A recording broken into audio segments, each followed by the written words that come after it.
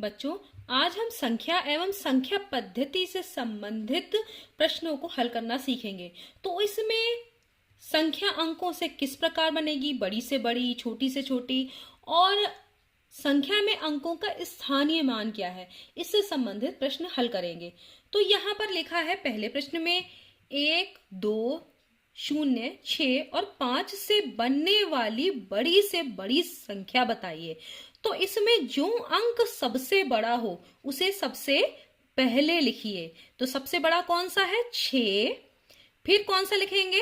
5। उसके बाद यानी अंकों को बड़े से छोटे के क्रम में यानी घटते क्रम में लिखिए। फिर लिखेंगे आप 2, फिर लिखेंगे 1 और फिर लिखेंगे अंत में 0। तो ये 5 अंक जो दिए हुए थे इनसे बनने वाली सबसे बड़ी संख्या हो गई। दूसरा सवाल देखिए, इसमें लिखा है 8, 0, 9, 3, 2 से बनने वाली 5 अंकीय बड़ी से बड़ी विषम संख्या। तो विषम संख्या बनानी है। अगर आप बड़ी से बड़ी संख्या बनाते, विषम ना लिखा होता, अगर ये विषम ना लिखा होता तो क्या बनाते आप? बड़ी से बड़ी संख्या जैसे यहां बनाई थी। सबसे पहले बड़ा अंक लिखते, सबसे बड़ा 9, फिर लिखते 8, फिर लिखते 3, फिर लिखते आप 2, फिर क्या लिखते आप?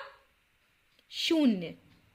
लेकिन यहां विषम लिखा है और यहां पर आप देख रहे हैं, मैंने पिछले वीडियो में आपको बताया था सम क्या होती है, विषम, जिसके लास्ट में सबसे अंत में इकाई का अंक 0, 2, 4, 6, 8 आए तो वो कौन सी संख्या बन जाती है? सम। तो ये वाली विषम नहीं है, लेकिन सबसे बड़ी से बड़ी 5 अंकीय संख्या है। अब यहां पर देखिए, अब क्या करेंगे? तो विषम बनाना है तो अब आप क्या करेंगे? 9 लिखेंगे, 8 लिखेंगे। तो यहां क्या करेंगे? ये जो 3 है, 3 और 9 यहां पर विषम अंक है। इनमें से जो सबसे छोटा वाला अंक हो, 9 और 3 में 3 छोटा है, उसको सबसे बाद में लिखिए। 2, 0 और फिर लिख दीजिए 3। तो अब ये हो गई विषम संख्या, जो बड़ी से बड़ी विषम संख्या है। ठीक है, तो आपको इस तरीके से ये सवाल को इस तरह से करना है। ठीक है, तो यहां पे समझ में आया कि आपने यहां पर इस तरीके से ही क्यों नहीं लिखा, क्योंकि अगर आप इस तरीके से 5 अंक की बड़ी से बड़ी संख्या बनाती तो ये जो बन जाता, तो ये कौन सी संख्या होती? सम संख्या। लेकिन आपको बनानी है विषम, तो विषम में जो सबसे छोटा अंक है उसे सबसे बाद में लिख दीजिए, बाकी सबको उसी क्रम में लिखिए। देखिए आपको ऐसे ही लिखा है, यहाँ पे आपने 3 को सबसे बाद में ला दिया है। तो ये बन गई सबसे बड़ी से बड़ी 5 अंक की विषम संख्या। अब अगला क्वेश्चन करते हैं। इसमें लिखा है 5 अंक की सबसे बड़ी संख्या। जब सबसे बड़ी लिखा हो तो वो सम बने या विषम, इससे कोई फर्क नहीं पड़ता। तो आपको क्या करना है? सबसे बड़ी से बड़ी के लिए क्या करना होता है? सबसे जो बड़ा अंक है सबसे पहले लिखना होता है। तो इसमें सबसे बड़ा अंक है 8, लिख दिया, फिर 7, फिर 3, फिर 2, फिर 0। तो ये आपकी सबसे बड़ी संख्या बन गई। अब अगला क्वेश्चन क्या दिया हुआ है कि संख्या 7, 8, 5, 3, 2, तो ये इन अंकों से कौन सी संख्या बनी? 78,532। इसमें 8 का अंकीय मान, अंकीय मान का मतलब होता है जो जो अंक होता है वही उसका अंकीय मान होता है। जैसे 8 का अंकीय मान 8 होगा, 7 का अंकीय मान 7 होगा, वो चाहे किसी भी स्थान पर क्यों ना हो, लेकिन उसका अंकीय मान, कभी भी संख्या में अंकों का अंकीय मान वही अंक होता है। 5 का अंकीय मान 5 होगा, 3 का अंकीय मान 3 होगा, 2 का अंकीय मान 2 होगा, तो 8 का अंकीय मान क्या होगा? 8। अब अगला देखिए, संख्या 78,532 वही संख्या है, में 8 का स्थानीय मान क्या होगा? यानी 8 किस स्थान पर है? तो देखिए किस स्थान पर है?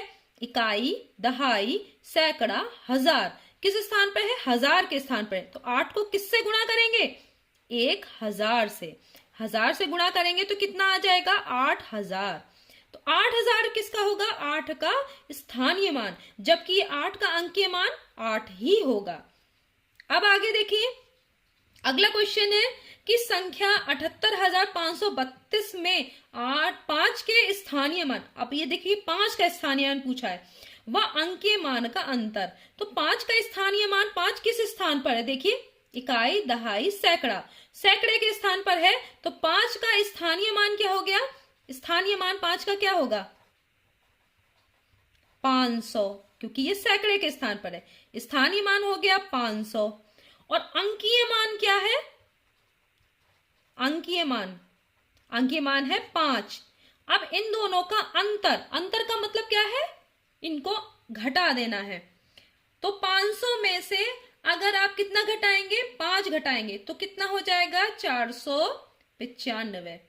तो इन दोनों में आपने देखा 5 के स्थानीय मान 500 था और 5 का अंकीय मान है 5, इन दोनों को घटाएंगे तो कितना आएगा, 495। तो इस तरीके से आप संख्याओं से संबंधित, स्थानीय मान से संबंधित प्रश्नों को हल कर सकते हैं। तो ये वाले प्रश्न, अगर इस तरीके के और प्रश्न हो तो आप इसको कर पाएंगे, आशा है।